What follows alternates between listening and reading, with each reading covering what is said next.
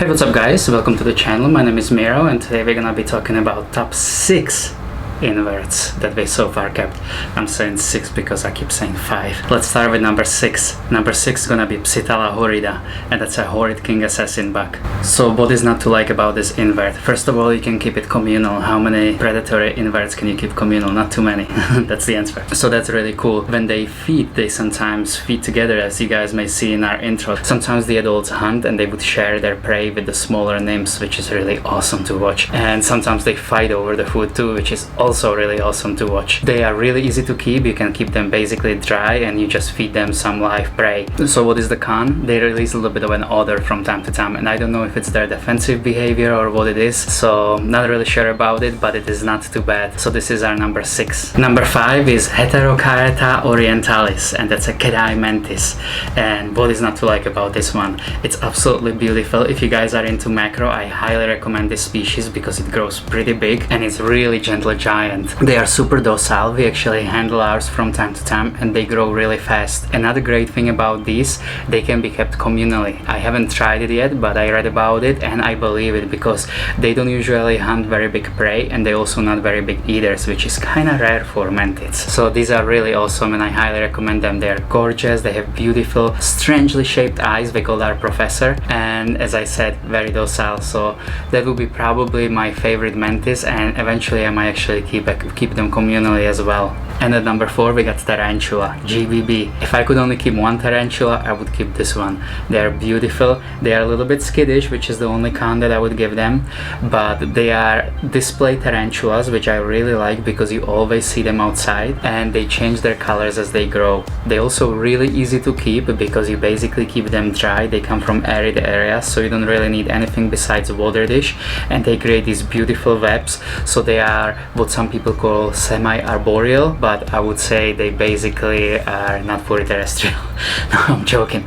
But basically in the nature they web up the roots or like a small brushes at the bottom of the tree. Number 3 is gonna be Hylus Diary, our jumping spiders, and I absolutely adore these. This is a second type of Hylus spiders that I've kept so far. The first one was Hylus giganteus, and those are amazing looking, but they don't do too well in captivity. So we switched to Hylus Diary, and if you guys maybe remember from last week or from a couple of weeks ago, we just posted their pairing. So we got lucky with they paired up and we're gonna have little babies.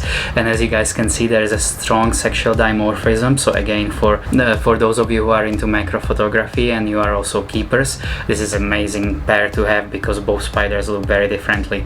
The only con is they like it a little bit more humid, which in our area is not the best, but besides that they are fairly easy to keep and they are absolutely beautiful. So that's why they are number 3 on our list. Number 2. Initially I was gonna do top 5 and then I remember Eresus. I absolutely love our velvet spider. We have a female, we call her Coco. She is beautiful, easy to photograph. She basically hides a lot, but she's always kind of out, so you always kind of see her sticking out a little bit, and she's the funniest spider. She's a very unique way of hunting. Really easy to keep because these guys like it completely dry.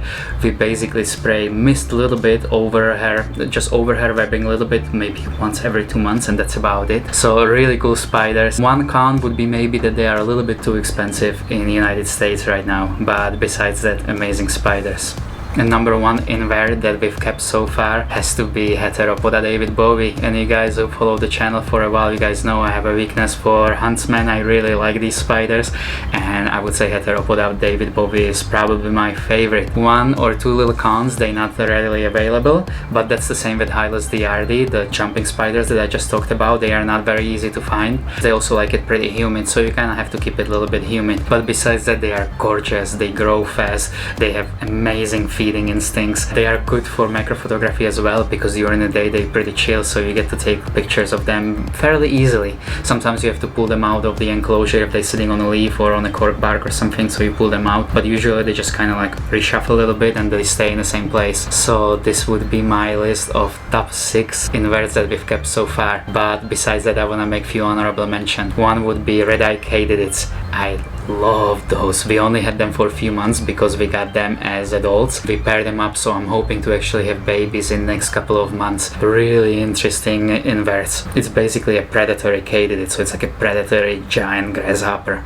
So really cool. Another honorable mention, and I'm gonna make 3 more actually, but I'm gonna make separate lists for true spiders as well. But I wanna mention a couple of other true spiders, one of them being Magnolia Jumper. We just kept it. If you guys saw recently, we had a little tragedy. If you haven't seen it yet, go check it out. Another one that I wanna mention is Barylestis variatus, and only because these huntsmen are insane. They're the wildest huntsmen I have in my collection. Our sling regularly runs out of the enclosure. The adult is just crazy when it hunts, so I really like that. So I like the crazy spiders, I guess. And the last honorable mention, and I'm gonna make my top 5 tarantulas as well, is Xenesthis species blue. And this is the only Xenesthis we keep, and I really like it. It's really wild. When it hunts, it's really like reckless, it just goes for it. It will do backflips. It's beautiful. It's fairly easy to keep. Con is it's really expensive right now. Alright guys, I hope you enjoy our top 6 inverts that we've kept so far. If you guys did, hit the like button, hit the notifications button and subscribe button.